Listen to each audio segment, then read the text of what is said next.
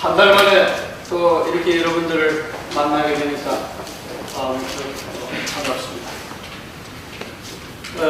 오늘 우리가 공부할 내용은 이 성모도가 불교 경전상에 어떤 위치에 있으며 또 유통은 어떻게 되었는가, 그리고 그 가르침의 구성은 어떤 것인가, 이런 것을 설명하도록 하겠습니다. 성모도의 명칭에 대해서는 지난 시간에 내가 얘기를 했기 때문에 성모도가 담고 있는 근본 불교 입장에서 경전이 무슨 경전인지를 여러분들이 이해를 하셔야 됩니다. 성모도의 소위 경전은 아나파나사티라는 경입니다. 아나파나사티 수트라. 이걸 후한 시대에 안세고라는 불교학자가 번역을 한 경이 불설 대안반수의 경입니다. 이 경은 현재 해인사 8만대장경 중에 신수장경 제15권에 수록이 되어 있습니다. 이 아나파나사티는 부처님께서 사위국이라고 번역을 하는데 원래 인도말로는 사와티라고 합니다.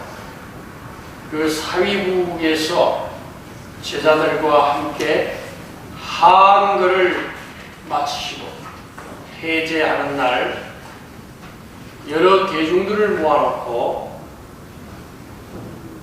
명상을 바르게 하는 것, 어떻게 호흡을 하고 어떻게 뭔가 마음과 호흡을 조화를 이루는가, 이것을 구체적으로 지도하신 내용이 바로 아나파나사티입니다. 이 아나파나사티는 6단계의 수행 과정을 구성하고 있는데, 첫 번째가 수식, 그 다음 상수, 그 다음 지, 관, 환, 정입니다. 앞서 수식과 상수와 지는 삼마타에 해당이 되고, 관, 환, 정은 윗바사입니다. 수나라 시대 때의 천태종을 창종한 천태대사 또는 지자대사, 지대사라고 합니다. 천태산에서 계산을 하고 이 수행법을 체계화해서 제자들을 가르쳤기 때문에 천태산 수선사의 지자대사 또는 지대사라고 명하고 있는데, 이 큰 스님께서 저술하신 책이 천태소지관 또는 마하지관이라는 책이 있는데, 이 천태지관 수행법이 바로 아나파나사티 경을 바탕으로 해서 그 당시 중국인들의 사유에 맞도록끔 수행 체계화한 것이 바로 천태소지관입니다. 이 천태소지관에서 말하기를 지가 바로 이 수행법을 지관이라고 하는데, 치자는 그칠 지자를 쓰고 관자는 돌관자를 씁니다. 이 지가 바로 삼마타입니다. 아나파나사티에서 얘기하는 수식과 상수, 지 5단계를 얘기하고, 관은 관환정, 요 내적 정렬을 공부하는 수행하는 과정을 얘기합니다. 이것을 지는, 즉 삼마타는 정이라 하고, 윗바사나 즉 관은 해라고 합니다. 그래서 정과 해를 동시에 닦는 것을 정해상수다 이렇게 얘기를 합니다. 남들이 물을 때에 그럼 손문호는 무엇을 공부합니까? 하고 물을 때에 여러분들은 이렇게 대답을 해요. 손문호는 산마타와 윗바사나를 함께 닦는 수행입니다. 이것은 바로 정해상수입니다. 그러니까 정과 해를 같이 닦는 수행법입니다. 이렇게 대답을 하면 아주 간단합니다. 송나라대에 이르기 전까지는 중국이나 한국이나 일본이 거의 이 근본불교 수행인 이 치관 수행을 했습니다. 그러나 송대에 와서 노장 사상이 중국 전역에 팽배하게 발전되면서 중국인들의 사유에 맞도록끔 노장 철학과 불교의 참선 수행이 같이 접목이 되어서 그 당시 중국 사람들의 사유에 맞도록끔 개발된 참선 수행법이 바로 가나선입니다. 가나선이 뭐냐? 어떤 화두를 설정해 놓고 그 화두를 타파해서 견성을 하는 수행법을 말합니다. 예를 들면 이목고 또는 무 뭐 이런 형태로 어떤 단어를 설정을 해놓고 그것을 끊임없이 생각을 합니다. 수많은 사랑 분별을 거쳐서 100번의 부정 속에 맨 마지막에 절대적인 하나의 긍정을 얻는데 이 백비의 논리의 마지막 그 긍정적인 해답이 바로 견성인 것입니다. 이것이 이제 이 가나선을 타파하는 하나의 그 방법, 그 가나선이 추구하는 그런 수행법인데 우리나라는 고려 중후기에 이 가나선이 들어와서 중국 불교의 영향을 받아가지고 부산 선문이 형성이 되고 그 당시 이제 고려 불교의 중심 수행법이 가나선으로 자리를 잡게 됩니다. 근 1000년 정도 이 가나선의 수행법이 전해져 오지만 근래 와서는 이 가나선이 굉장히 현대인들에게 어렵다, 추상적이다.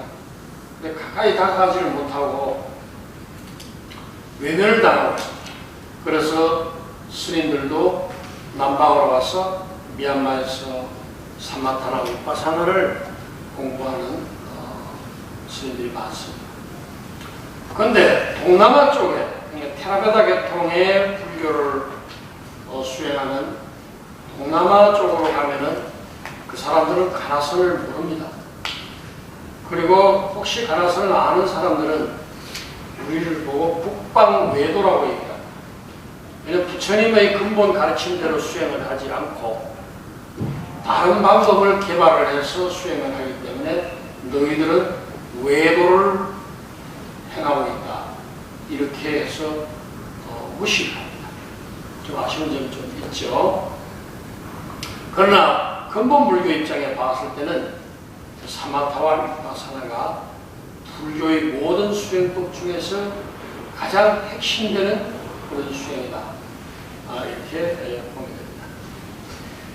우리나라에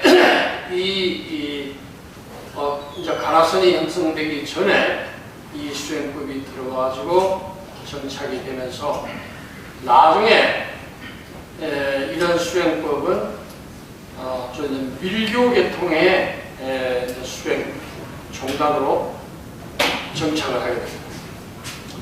불교에는 현교와 밀교가 있는데 현교라는 것은 주로 부처님의 말씀을 통해서 만들어진 그 경전, 그러니까 부처님이 나타내서 설하신 실제적인 그 내용들이 바로 현교입니다. 경전상에 나타나는 가르침. 밀교는 무엇이냐?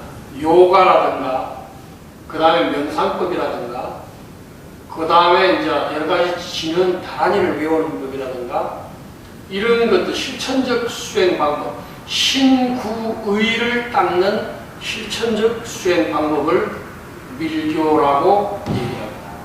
이 불교를 교판적으로 분류하면 현교와 밀교로 구성되어 있다, 이렇게 볼 수가 있고, 이 소무도는 바로 실천적 수행 방법이기 때문에 밀교적 관점에서 이해를 해야 된다, 이런 뜻입니다. 그런데 이러한 수련 방법이 어째서 한국 불교에는 무술적인 동작이 발전되어 가지고 접목이 되어 가지고 오늘날 이 전승무예로 자리를 찾게 되었는가? 사람들은 매우 궁금하게 생각합니다. 그러나 한국 불교가 가지고 있는 그 역사의 어떤 특이성, 그것은 뭐냐면은 우리나라는 고려시대 때부터 조선시대에 이르기까지 약 1000년 동안 성군이 실제했었습니다.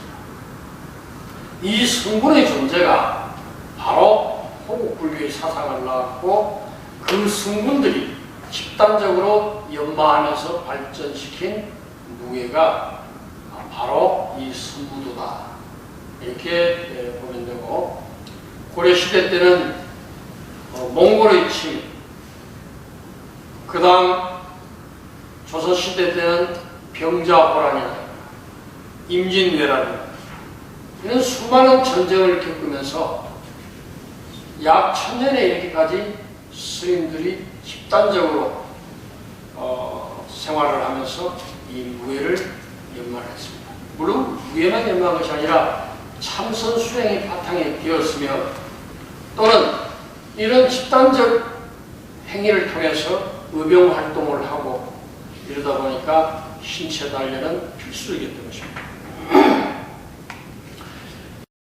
그래서 1894년도에 승병제도가 폐지가 되기 전까지는 영호남 지역의 큰 사찰에는 스님들이 무리를 지어서 무예를 연마했었습니다. 내가 30년 전에 주지를 했던 기림사에도 사적기에 보면은 1894년 가보경장 이전까지 278명의 승군들이 거기에 살면서 수행했다는 기록이 있습니다.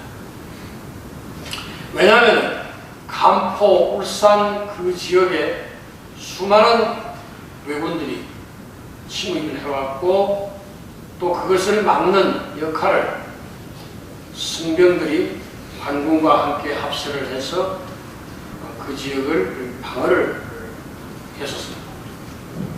경주 지역의 향토사라든가, 그 다음에 조선시대 의성군 활동에 대한 불교사를 보면은 그런 내용들이 자세하게 기록되어 있고, 1894년도 이후에 스님들은 뿔뿔이 흩어지고 개인적인 생활이 보장됨으로써 나름대로 분산되어서 수행을 합니다. 그러다 보니까 단체로 수련하던 이런 모습이 사라져버립니다. 자연히 스님들은 좀 편한 쪽으로 생활을 하다 보니까 이 수련하는 모습들이 자취를 갖추고, 일제시대를 거치면서 특히 일제에서 한국 전통 문화 말살 정책에 의해 가지고 한국의 모든 문화가 다 정책적으로 이렇게 말살이 됩니다. 전통 무예뿐만 아니라 여러 가지 이제 민속 놀이까지도 못하게 되죠. 그러는 가운데 이제 뭐 24방 무예라든가 택견이라든가 선무도라든가 이런 무술적인 기법들도 동시에 자취를 하죠. 그러나 해방 이후에 다시 복원이 됩니다. 이 전승무예가 한 반세기 동안 끊어졌다가 다시 복원이 되는데, 나의 스승이신 양익 큰 스님께서는 1960년대 초에 범어사에 출가를 해서 이 무예를 복원을 하게 됩니다. 원래 양자 입자 스님은 강원도 홍천 사람입니다. 홍천 사람인데 출가하기 전에 당수도를 연마하셨고 당수도에 앉으십니다. 나처럼. 그런데 이제 그 양의 큰 스님은 사법고시를 2차까지 합격을 하신 분입니다. 고등고시. 그런데 해결력이 걸려가지고 신체 검사에 떨어지고 낙심을 해서 자기가 살기 위해서 출가를 하는데 그 출가지가 바로 부산 범어사입니다. 범어사에 출가를 해가지고 하동산 스님 상자가 돼서 거기서 이제 수행을 하는데 이분이 자기가 살기 위해서 지관 수행을 합니다. 지관 수행. 이 지관, 천태 지관법을 보면은 병을 치료하는 법이 나옵니다.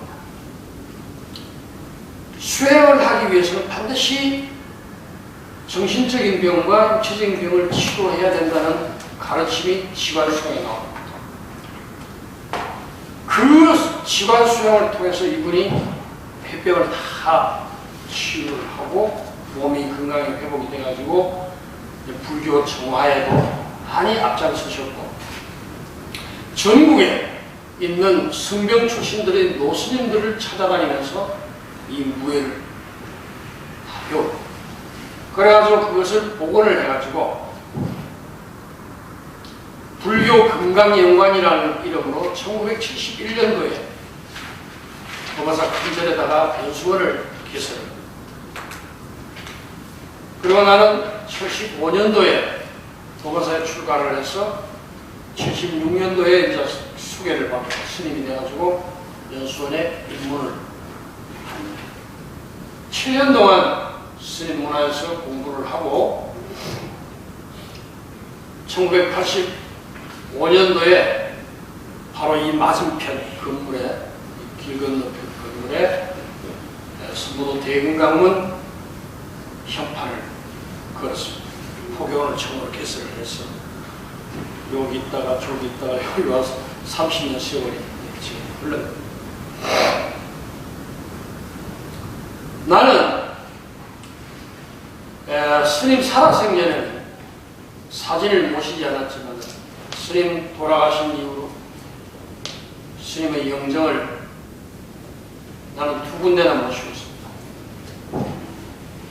첫째는 여러분들이 골고루사 와봐서 아시겠지만 선무도 대학에 영정이 있고 하나는 내 방에 있습니다.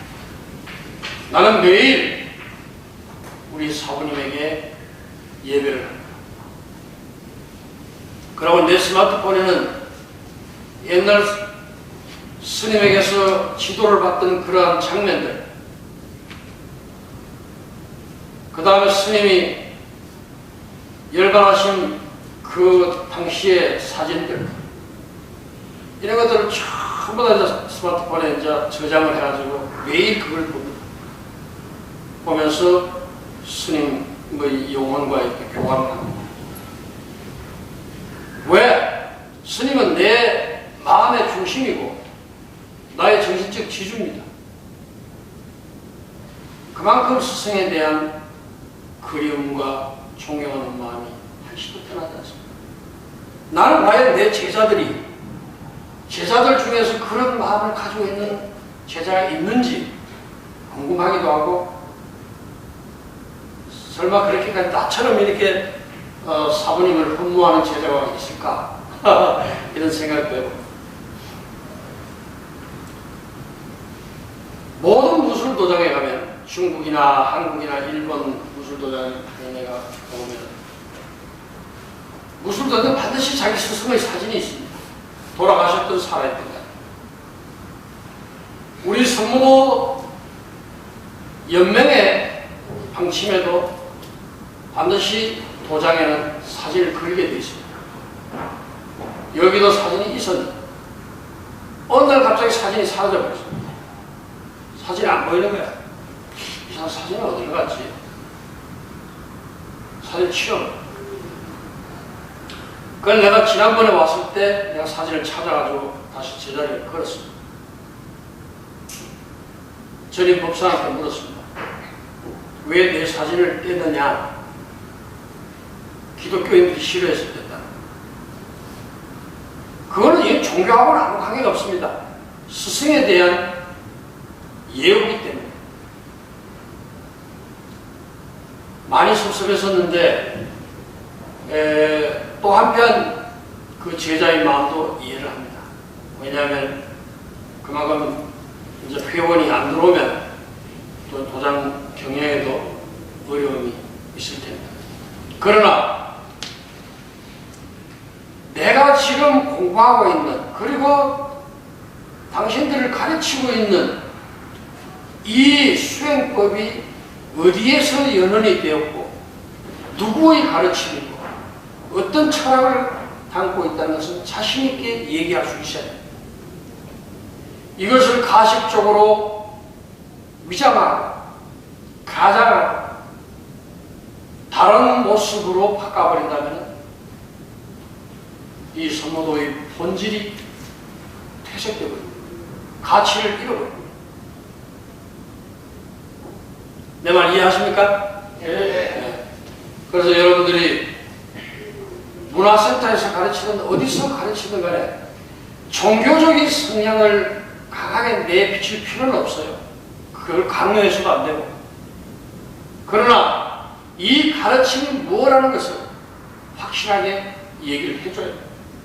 그리고 나는 누구의 제자다. 서무도 유단자는 다 나의 제자입니다. 그렇기 때문에 그렇게 자신 있게 말씀하셔야 돼요. 그래서 나는 아까도 말했지만 우리 사부님을 나는 영원한 나의 스승을 부처님처럼 존경하고 마음속에 늘 모시고 다닙니다. 이것이 우리가 부처님 법을, 정법을 제대로 수행하는 수행자로서, 또 이것을 남에게 지도하는 사범으로서, 법사로서 자기의 소명을 다 하는 것이 아닌가 이런 생각이 듭니다. 그 다음에 오늘 내가 여러분들에게 가르치고자 하는 것은 선무도의 운동 원리, 선무도의 운동 원리에 대해서 설명을 합니다. 선무도 운동의 모든 그 법칙은 점선회각나도 6개의 함축되어 있습니다. 점, 한 개의 점이죠. 그 다음 선, 회는 도는 것을 말합니다. 각은 꺾는 것을 말합니다. 나는 빙글빙글 두 발이 교차하면서 돌아가는 것을 말하고, 도는 점프하는 것을 말합니다. 뛰는 것입니다. 이 점선회각나도가 바로 운동역학적 원리를 우리 선무도의 모든 운동의 바탕에 놓는 것입니다. 그리고 또한 이걸 불교 철학적으로 얘기하면 최상용입니다. 최상용. 서양 철학의 정반합의 원리에 의해서 구성되어 있다면 이 동양의 불교 철학은 바로 최상용입니다. 최는 뭐냐? 근본 자리 그 자체를 말합니다. 불교에는 삼신불이 있는데 법신불이 있고 보신불이 있고 화신불이 있습니다. 법신불은 뭐냐? 불성을 인격화한 불상으로서 바이로자나 부처님, 비로자나 부처님, 비로자나 부처님은 대일열의 사상을 가지고 있고 이 우주를 상징합니다. 그것이 바로 법신입니다. 그것이 바로 체입니다. 체. 그 다음 서가모니 부처님처럼 실제로 이 인류사에 등장했던 실존인 원효대사처럼 중국의 천태지자 이런 분들이 바로 화신불이고 상입니다. 상. 나타날 상자. 서로 상자를 씁니다. 그 다음에 우리 중생들의 이상향에 따라서 설정된 부처님, 서방정토 극락세계를 관장하는 아미타불, 지옥 중생을 제도하기 위해서 지옥을 드나드는 지장보살입니다. 병고행난에 허덕이는 중생을 제도하는 약사열의 부처님, 이런 불보살들이 바로 보시분인데 이것을 용이라고 얘기합니다. 그는 이 점선회강나도가 어떻게 최상용으로 나눠지냐? 점 그 자체는 존재를 의미하고 바로 체입니다. 몸은 움직이지 않는다 하더라도 무한한 이 우주의 리듬을 속에 내포하고 있습니다. 발은 뛰지 않지만은 이 손과 상체의 율동에 따라가지고 수많은 적을 공격하고 방어할 수가 있습니다. 그 다음에 선회각나, 이 도, 이것은 뭐냐? 상입니다. 그 다음에 그 보법을 응용해서 여러 형태의 몸으로 천백화신으로 이 몸을 놔두면서 상대를 공격하고 방어하고 나아가서 상대와 하나로 상응하는, 조화를 이뤄서 상응하는 그러한 모습들이 바로 용입니다. 그래서 최상용의 원리가 바로 이 점선회강나 속에 있다, 이렇게 보시면 됩니다. 여러분 이해가세요? 네. 보법 배웠죠? 네. 그 보법을 다시 한번 하면서 오늘 내가 강의한 내용들을 한번 잘 생각해 보게 바랍니다. 이론을 알고 하게 되면 훨씬 쉽습니다. 이론을 모른 채 배우면 이해가 잘 안 되죠. 자, 지금 여러분들 이 자리에서 지금 발이 떨어지지 않는 상태에서 상체를 마음대로 움직여서 상대의 공격을 방어하고 반격할 수가 있습니다. 그러나 좀 더 효과적으로 하기 위해서는 반드시 보법이 필요합니다. 옛날 우리가 수련했던 그 영상을 누가 본 사람이 있는가 모르겠는데, 보면은 둥근 원을 그려놓고 이게 동서남북으로 이 나선 모양으로 이렇게 쭉 이렇게 선이 이렇게 그어져 있습니다. 그 속에 딱 센터가 있어가지고 여기 중간에 있으면 들어가는데 요 원을 벗어나지 않는 상태에서 이 네 방향에서 들어오는 공격을 다 막아냅니다. 아무리 수십 명이 있어도 한 순간에 나를 공격할 수 있는 사람은 네 사람밖에 없습니다. 요 원리만 터득을 하게 되면 수십 명과 상대를 해도 겁이 없습니다. 그리고 사람을 앞에 여러 명을 두고 있는 것보다 딱 안에 들어가서 실제로 전투를 한다면 그게 훨씬 더 상대를 많이 보는 그런 역학적이고 철학적인 그런 이론과 실기가 잘 구성되어 있습니다. 보법을 처음에는 기본적으로 이렇게 하지만은, 기본기를 연습하지만은, 나중에는 하늘의 별을 보고 해야 됩니다. 우리 사부님께서 우리한테 얘기하기를, 마당에서 별을 보면서 보법 연습을 해라. 별이 보면은 아주 무질서한 것 같지만은 그 별자리들은 질서정연하게 형성이 되어 있습니다. 그걸 보면서 걷는 연습을 합니다. 그러는 가운데 내 작은 이 가슴이 활짝 열리고 이 마음이 열리고 완전히 하늘과 내가 하나가 됩니다. 인간과 대자연이 바로 거기에서 조화를 이뤄. 그것을 어떻게 응용하느냐. 범어사에는 계곡이 쫙 엄청난 그 넓은 계곡이 펼쳐지는데 그 계곡이 전부 이런 바위돌로 되어 있습니다. 쫙 바위돌, 경사가 그 바위돌을 처음엔 낮에 연습을 합니다. 낮에 연습을 합니다. 그 바위가 일정하지 않잖아. 크고 작고 높고 낮고 그랬는데 그걸 처음에는 천천히 이제 딛는 연습을 합니다.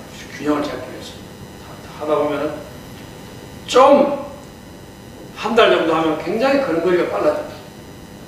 그 다음에는 모래주머니를 찹니다. 높은 데 올라가는 연습을 하기 위해서 좀 빨라졌어요. 그게 이제 익숙해지면은 점점 어두운 시간이 갑니다.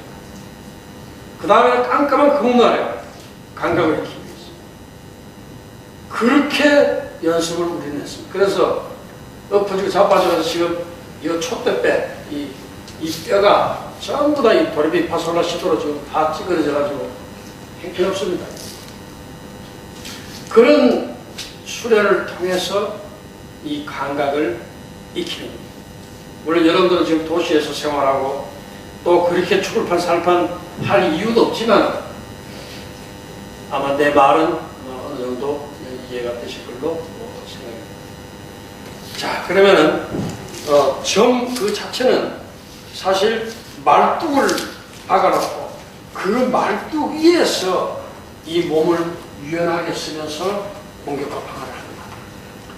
그 상대가 밑에서 처음에는 손발로 하다가 그 다음에 금으로 하다가 그 다음에 봉으로도 하고 이렇게 해서 훈련을 시켜줍니다. 상대적으로 파트너가 되어가지고.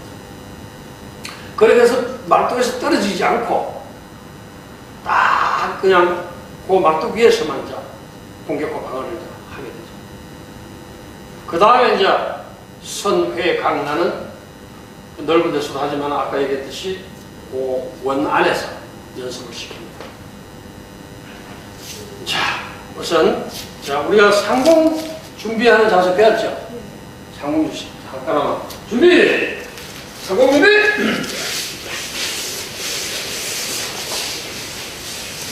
근데 이제 우리가 복법을 연습할 때는 자세를 이렇게 서면 안 됩니다. 이거는 상공할 때 상대가 있을 때 그래서 옆으로 서는데 복법을 연습할 때는 그래 서면 절대 안 돼. 그래서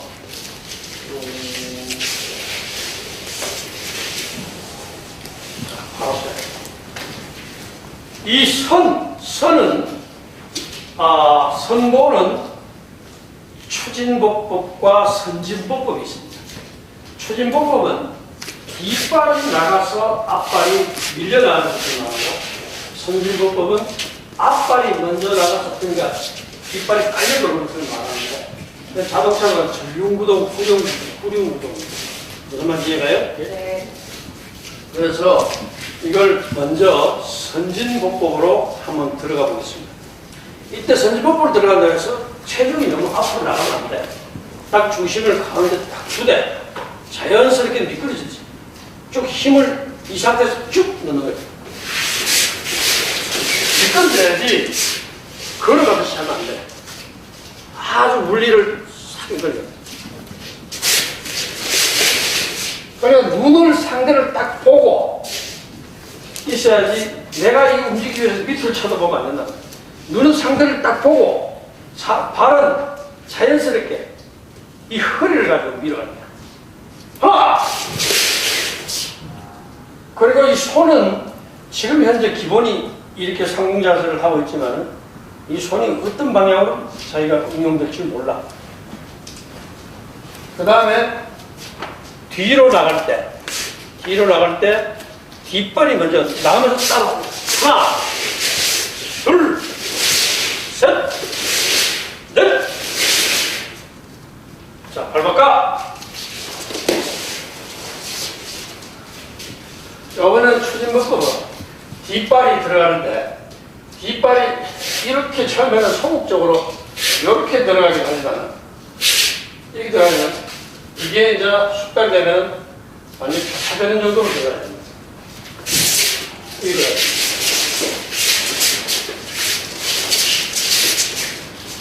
걷는 걸음걸이가 상대가 전혀 느끼지 않을 정도로 부드럽게 시끄러지시 이렇게 들어가요. 은밀하게. 하나, 둘, 뒤로 빠질 건데 마찬가지다. 하나, 공격할 수 없는 거리에 있는데 눈 깜짝해서 접근해버립니다. 이게 승부도 가지고 있는 복부의 장점입니다.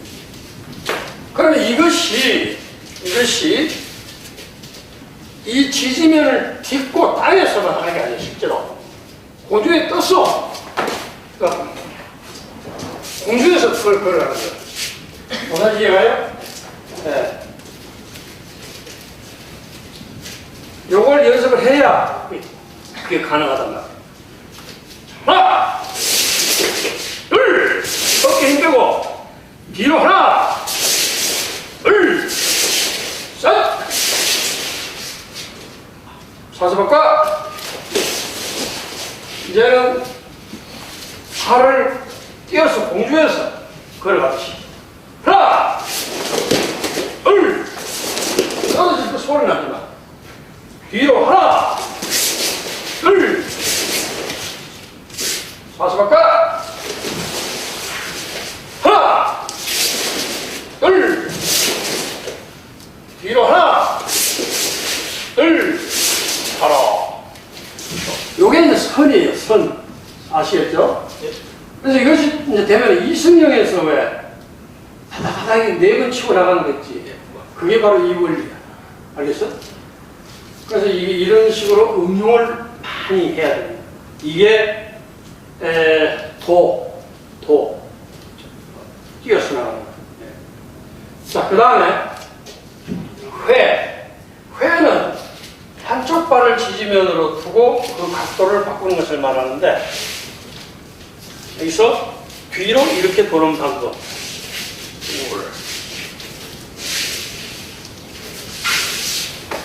자, 요거부터 한번 해봐. 뒤로 네 방향을 바꾸면서 자, 하나, 둘, 한 발은 그대로 중심을 딱 잡고 있어.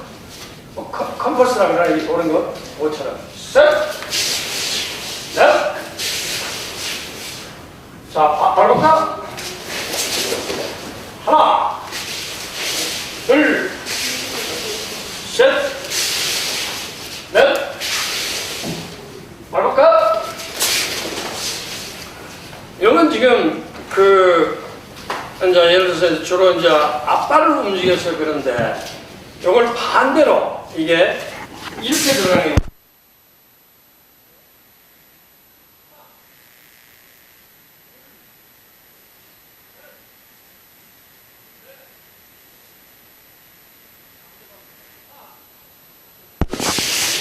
둘, 셋, 넷.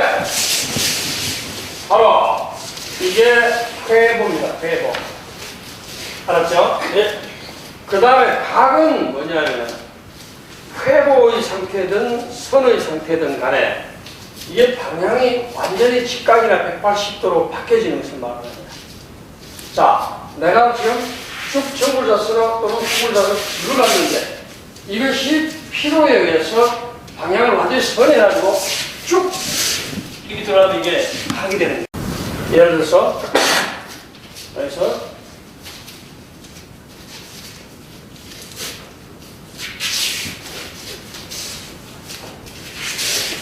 이런 식으로 이것이 이제 각을 말하는 각. 그 다음에 재밌는 것은 이제 나보는 여기서 연결해서 계속 끊어지지 말아요. 쭉 이렇게 들어가요. 그러는데 이 손을 잘 응용을 해서 자, 준비. 하나, 둘, 셋. 돌았어.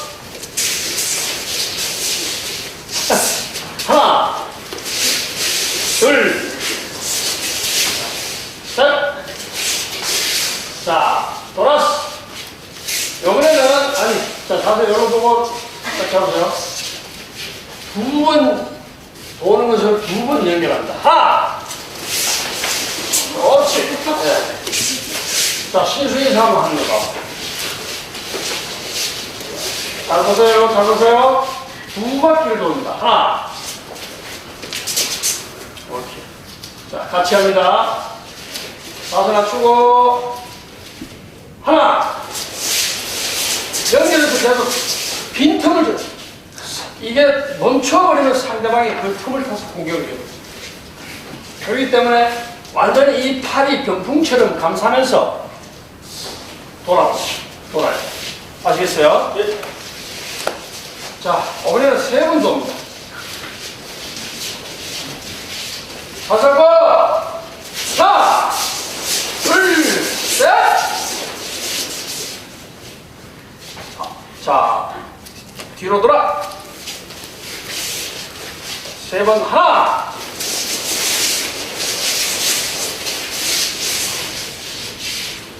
뒤로 돌아! 하나! 근데 이 손이 날카롭게 손끝이 발이 막 스치는 소리가 나도록끔 많이 돌아요. 그래야 이게 나보의 위력이 나고. 알겠어요? 표고리 바람처럼 돌아요. 그 다음에 도는 근거리든 원거리든 점프를 해서 옮겨가는 것을 말하는데, 이것은 이승형에 그게 동작이 많이 나오죠. 삼승에도 나오고. 그 다음에 육로 같은 데서 그렇고, 옛날 그 평안령 같은 데도 많이 나옵니다. 예를 들어 육로 같은 데 예를 들어서 이제, 보면은, 탁 넣었다가 쫙 빠지는 거. 이런 것들이 바로 이 도보에 해당됩니다. 알겠어요?